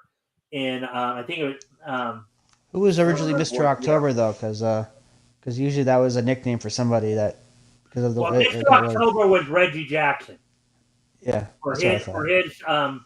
time with the Yankees back in like '77. Oh, so, gee, all these Yankees are getting nicknames. I guess With they are the their greatest team money can buy. uh, what is there was 154 games back then. There was how many teams was there back then? Or do you know? There was 8 teams per league. You had 8 American Yeah, League teams and 8 National League teams. They were all more or less. They were all at that time back in the 1920s, because of course back then you didn't have plane travel back then like you do now, like you even did in the 50s. But yeah, back then, all the teams were east of the Mississippi River, so a lot of the guys were going from city to city via bus. yeah. Okay, so you had like 3 New York teams at the time. You had the Brooklyn Dodgers, the New York Giants, and New York Yankees. You'd have 2 St. Louis teams, the Browns and the granted, not the teams were, with maybe the exception of the Giants and the Dodgers, most of the teams that did share a city were not in the same league. You had the Philadelphia Athletics and the Philadelphia Phillies, but back then, of course, as I was saying earlier, you had pitchers were expecting to pitch 40 games a year, start 35, and complete 25 or 30 of those. So, anyways, So I know we spent I quite was a bit just of gonna, time. I was just gonna say. So with only 8 teams in the one league, would they have 150 games? That seems like a Well, they lot. had 150 because basically, okay, so you'd have 8 teams. Yeah, That means you were playing 7 other teams. yeah.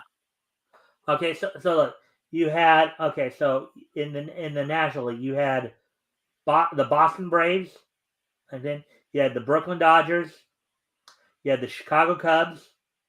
Let's see, you had the New York Giants, you had the um, Philadelphia Phillies, you had the Pittsburgh Pirates, you had the St. Louis Browns. I know there was one other, but it's Well, not St. Louis Cardinals. St. Louis Cardinals. Sorry. Um, there were 8. There were 18. Let's see. Brooklyn, yeah. Well, Boston. I believe you with that, but there's like what Oh, double the number. Cincinnati. Cincinnati was the other team. Cincinnati But Reds. there's like double the number of teams in a league now. I'd say, at least, and yet they're only doing 8 games more for a season. Okay. Back in this day when they had 8 teams, Yeah, 100 now. Well, part of it's because they changed it. Back in these days, you'd only play within your own league. yeah. Whereas today, you have interleague play, and they have to take that into consideration. And they made the interleague play more like how the NFL does it nowadays. As a Inter, traditionalist, I'm not a inter, big fan of that. But that's neither here nor there. Back in this time period, you played only the teams within your own league. So each league had 8 teams. yeah, So I that get means that. Well, they, you play 7 other teams. So 154 divided by 7 is 22 games. So you play each other team 22 times. oh, that is to me, I think that's a lot because they don't play each team 22 times now. They play it like what, maybe 3, 4 times.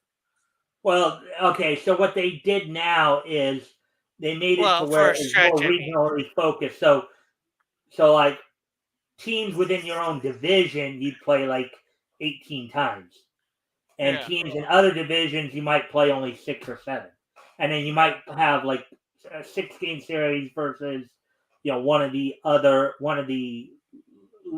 league count, like if you were, let's say, like today, if you were like in the AL West, you might get like 15 games against the NL West, let's say, one year, and another year you might go up against 15 games against the NL or the NL Central, the L.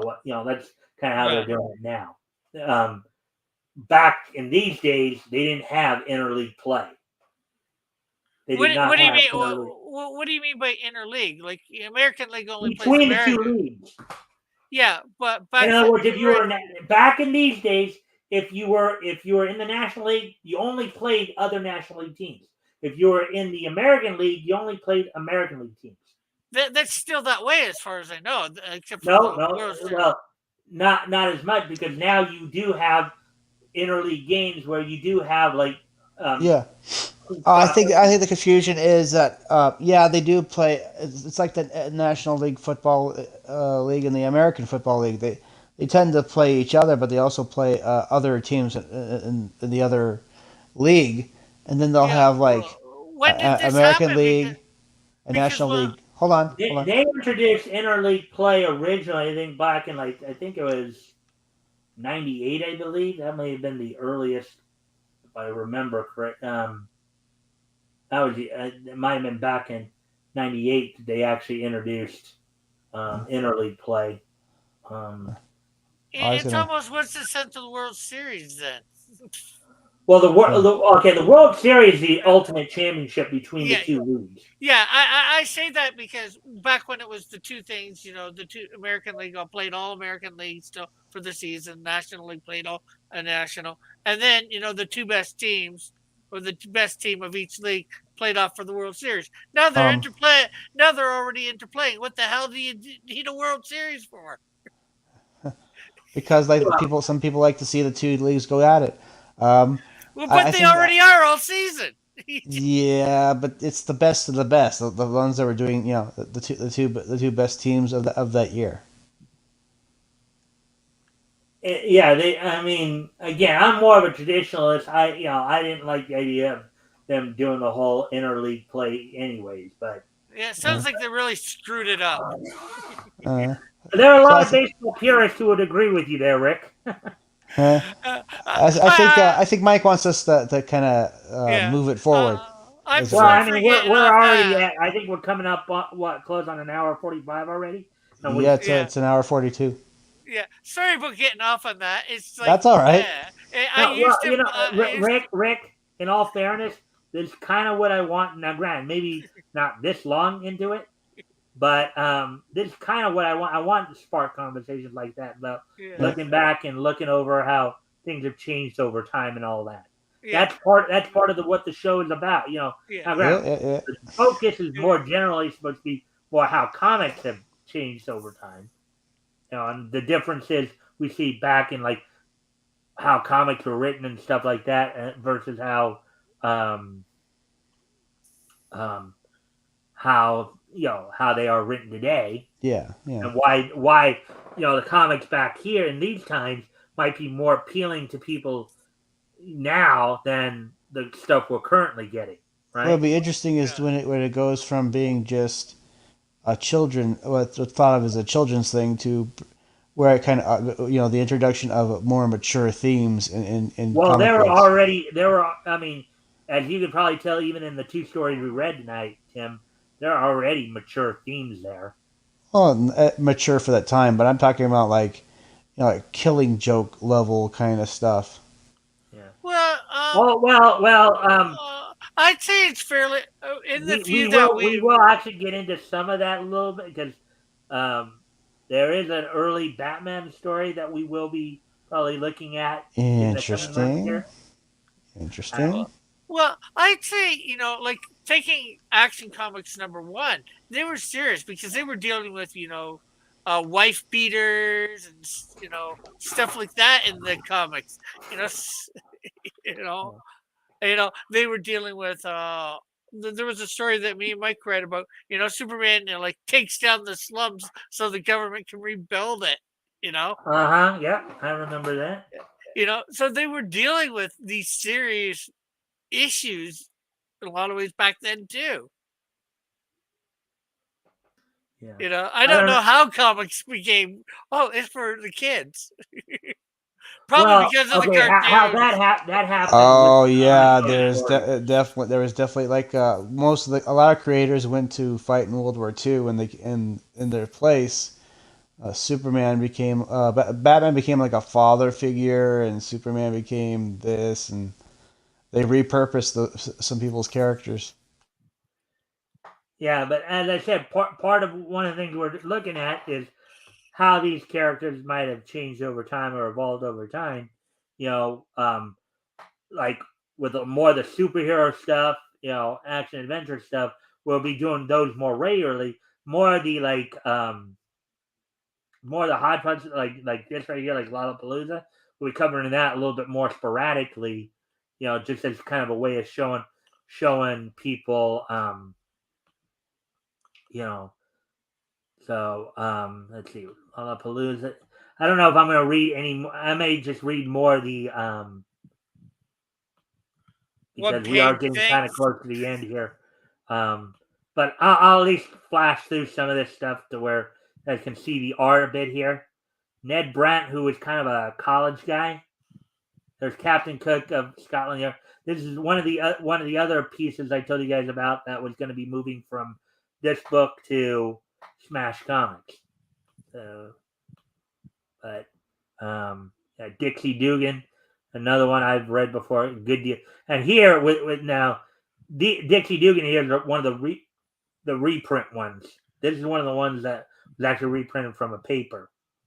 And some of these that have these other little sections too, like Good Deal Dodie about a little girl who goes around, you know. Yeah, Um, you can almost tell these were reprinted from a newspaper with the way that they're done. well, yeah, but not all these stories were reprints. As No, I no, I just mean ones like the Dixie Dugan one. yeah. Mainly Because because they got three panels. well, it's because it's so much of a different format than something like this. The Yeah. Reynolds of the Mountain. Well, Reynolds, yeah, this one is another kind of original one, Reynolds of the Mountain by Art Pinajon. From what I understand, Pinajon here is a bit more well known. I believe, I know he did Madame Fatale for this same company, a few years after this. And I should say we should have read this one. You know, to honor your Canadian on the panel. Lemon Tubby. uh, Well, I never got into that one. That's why I don't. That's why I don't read. But yeah, um, I'm just teasing, Mike. yeah, I know. And if it had been done at a time when we weren't didn't have like other feature characters like the Clock and Black X, then we probably I might have read it. So off the record here. So Rolls developed 25 cents club photo service.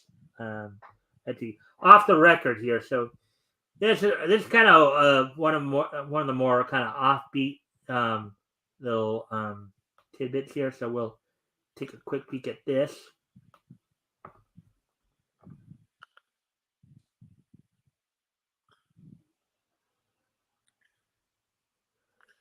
Tell the doctor this acorn here is killing me. Acorn attached to his wooden leg there. You guys see that? Yeah, I see it. Yeah, I get it. That they just didn't peg that joke right. Let's see. You have babies here. Or this hospital unfair to organized crying. Unfair. Keep going, boys. We'll show them. Organized crying. Instead of organized crime, it's organized crying. They're gonna make a big stink about it. Yeah.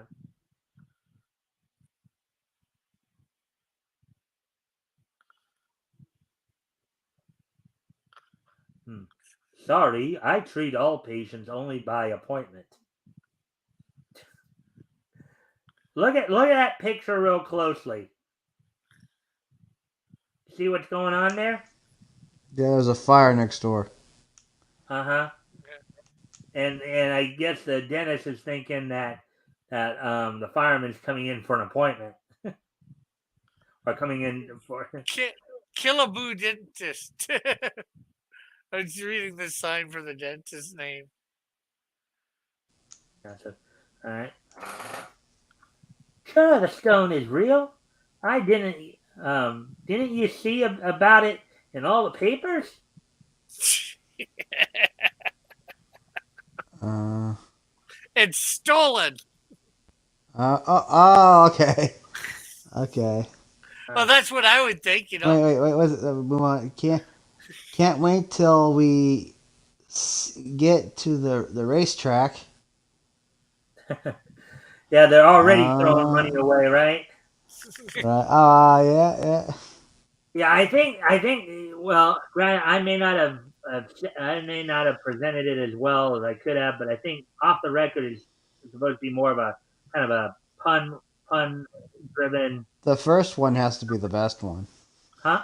The first one has to be the best one with the acorn joke. Nah, I don't think That or so. the baby one.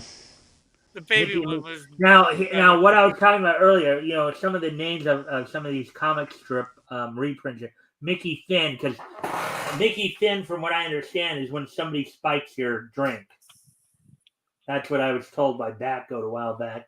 Okay, I did not realize that. I knew Is it Mickey about? Is it was. about a character who's getting his drink spiked constantly?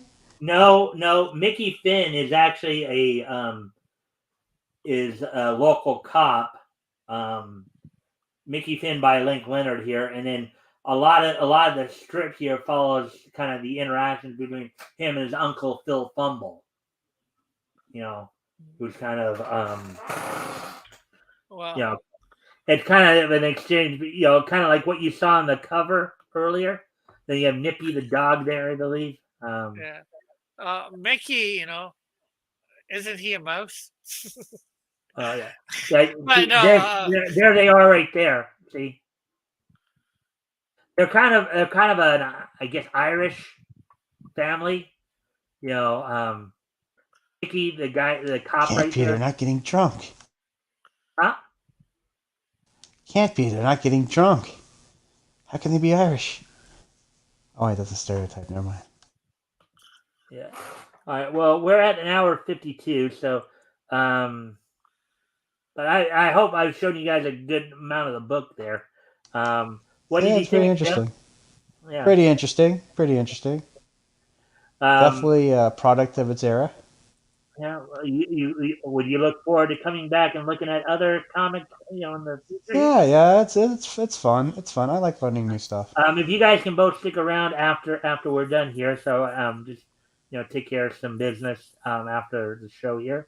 We're All at an hour 50. We're gonna add an hour 52, so I'm gonna go ahead and start to wrap up here because I've been trying to get everything to average out to about right around 2 hours. So with the niche history stuff, um, we should be around that.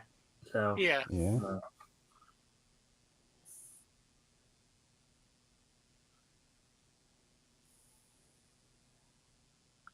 And the reason I do this, Tim, is because just trying to get the count up, especially when we're not sure Oh if people. yeah. To comment on Chris's comment there about cigarette bumming, I'd rather have smokers be bumming cigarettes instead of sniping out of ashtrays. It's gross. All right. I, So I had a anyway, friend that did that. We'd be walking through and he'd see like a cigarette that wasn't quite used up and he'd go, hey, Tim, hold up. And he'd take it out there and lit it. I was like, dude, that's gross. yeah, it's kind of like okay, somebody just smoked that. Granted, You I'm don't not know a if they have smoker. anything on their lips. You know, they have like a cold sore or not. And you're going to put that, yeah, nasty. All right. So as I said, we're gonna wind down here. So today is Friday, September 30th. So that means that it's time for this day in niche history. History. What that go used to do as well. Well, History. anyways, let me just review here real quick. 27 to 1972, and then this was in 2017. Okay. All right. So our first stop on the history trail here, we go back, on this day in niche history. We are going back to 1947, 75 years ago today. And on this date, 75 years ago today, the 45th issue of New Heroic Comics from Eastern Color went on sale on this date for 10 cents, and it was 48 pages. Now, this was even by the late 40s. There was still, that comics pretty much from the day they began up until the early 60s were 10 cents. And then I think it was like in 61 or 62, something like that, is when they went up 2 more cents. They finally raised the prices of comics at that point. But New Hero, Outrage! Well, they may have been 10 cents for all that time, but they did lower the page count. yeah. But even though they lowered the page count, the stories were more concentrated because okay, so going back to something you were asking me about earlier, Tim. Originally, the comics were hodgepodge anthologies where you'd have like 30 features at 1 or 2 pages. By this point, a lot of the anthologies were more focused, where you only had like 8 or 9 features that were anywhere from like 7 to 13 pages. Some of them were a little less, but 7 to 13 pages. So,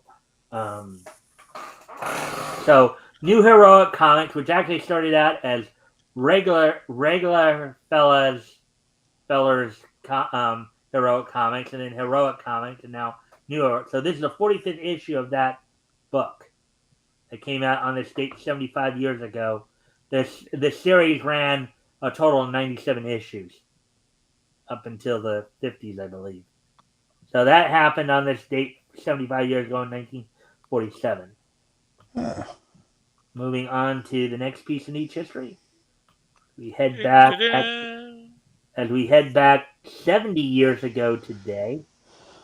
70. Wow. I'm sorry. I'm sorry.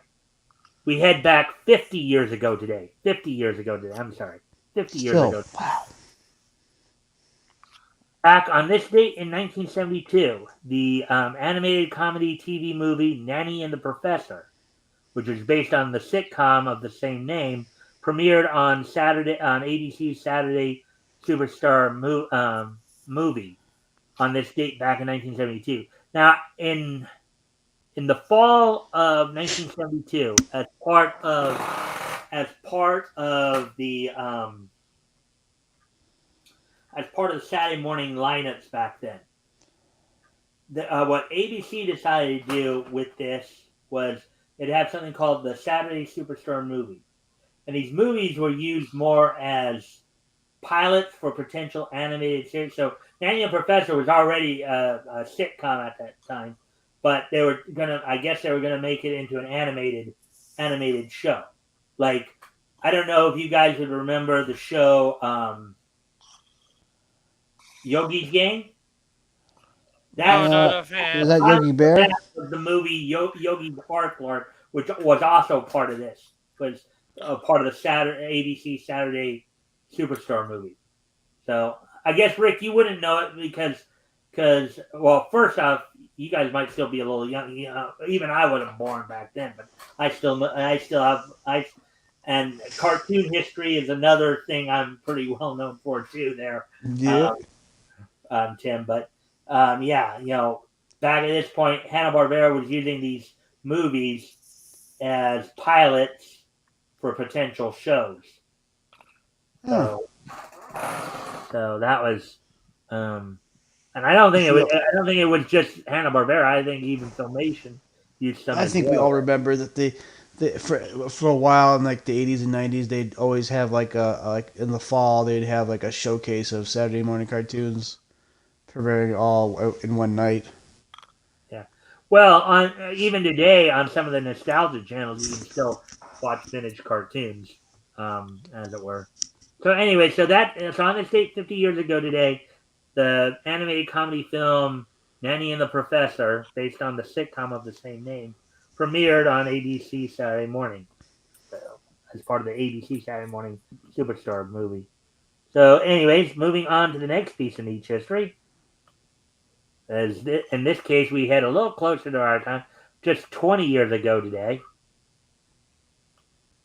As on this date 20 years ago today, let's see, from the Compaq Center in Houston, Texas, WWE, I think it was still WWF at the time, WWF. WWE held its Monday Night Raw event on this night back in 2002, which was 20 years ago today. In the main event, saw Kane defeat Chris Jericho for the Intercontinental Championship. Huh. Also on the card, Trish Stratus retained the Women's Championship via DQ over Oh, Victoria. Rob Van Dam. I remember that guy. Yeah, he and RVD. Tommy Dreamer teamed up there to defeat Test and William Regal. Also, Triple H retained the World Heavyweight title over Bubba Ray Dudley. So, and then there's just a few other matches there. Oh, And, interesting fact for you. Chris Jericho is one not allowed back in the WWE and won't be able to make it into the Hall of Fame. uh, and Triple Wait, H what? did Wait, that what? with the What? help of. Okay, say that again. I'm not sure. Chris Jericho is actually not allowed back. He's kind of banned from the WWE. Now, I I had think not because heard that. Why was he? Why was he banned? he decided to go and work for AEW, which is their rival company. Yeah, well, I mean, that doesn't make much sense because I mean, a That's lot of something. guys who were with Yeah, WWE yeah, went to AEW. So yeah. And that they're doesn't. probably not back. But that's why that's why he's not Or there's something where Vince McMahon does not like Chris Jericho, so Yeah, he but had no Vince choice but to McMahon go is into no longer in AEW. charge of WWE. Yeah, yeah. He's I don't no know. longer in charge. So There's something I that don't think that's going to hold up. yeah, yeah. But I think he's doing quite well in AEW. Yeah. I mean, the one person I do know that is most likely banned from, or who you won't see in WWE again is CM Punk. But I You don't know probably if not. any. But especially after what happened at All Out Oh, yeah? and the aftermath of that, Oh, you mean the I don't behind the think scenes stuff? any of the major companies are going to want to touch him with a 10-foot pole. Well, yeah, he got a beef with with Vince anyway. Well, it's not just. I don't think it's with Vince. I think it's with Triple H, who's now in charge. Oh, yeah. You had to watch the Dark Side of the Ring or a lot of things that have to do with about behind the scenes. A lot more interesting for some reason than the actual storylines. Yeah. Well, I did hear one of the things they've been talking a lot about lately is a lawsuit that Punk was involved with Colt Cabana and a doctor who recently left the WWF, Doctor Really? Ahmad. Yeah, apparently this is back when Punk and Colt were still good friends, and Punk was Mm, on Colt's podcast.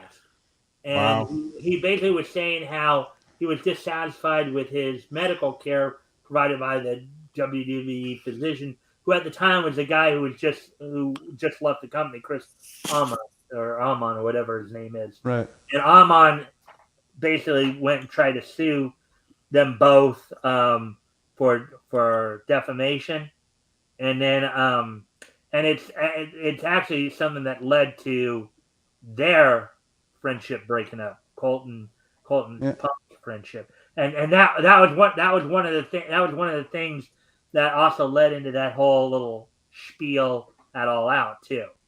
Uh, So, anyways, but yeah. So, anyways, getting ready to move on to the last piece in each history, and this one's a bit more recent history. Um, okay, so on this date in 2017, which was 5 years ago today, as part of the Digimon Adventures Try from Toei Animation here, the movie Coexistence. Digimon, the fifth film in the Digimon Adventures Try movie series, Coexistence, premiered in Japan on this date back in 2017, 5 years ago today. So on this date, Wow. 5 years ago today, Digimon Adventures Try Coexistence premiered in Japan. So that's all I got for you guys. That's all I got for you guys tonight in terms of history. I hope you enjoyed all that. I hope you enjoyed the show. yep. And with that, I did. I hope to see everybody back here on Monday. And as I asked already, if you guys can stick around after the show for a few minutes. Yeah. just kind of a recap and all that. I hope to see everybody back here next week and next Friday. Next Friday on the 7th, Chris and Diane Tomolovich will be joining me. We'll be finishing up our coverage of May of 1939 as we'll be looking at comics that went on sale from May of 1939 from United Feature Syndicate. We'll be looking at the specific issue we'll be looking at will be Comics on Parade, Volume 1, number 15. So until then, until Monday, I hope to see everybody back here then. I bid you all adieu and good night and bye. Peace. Bye bye.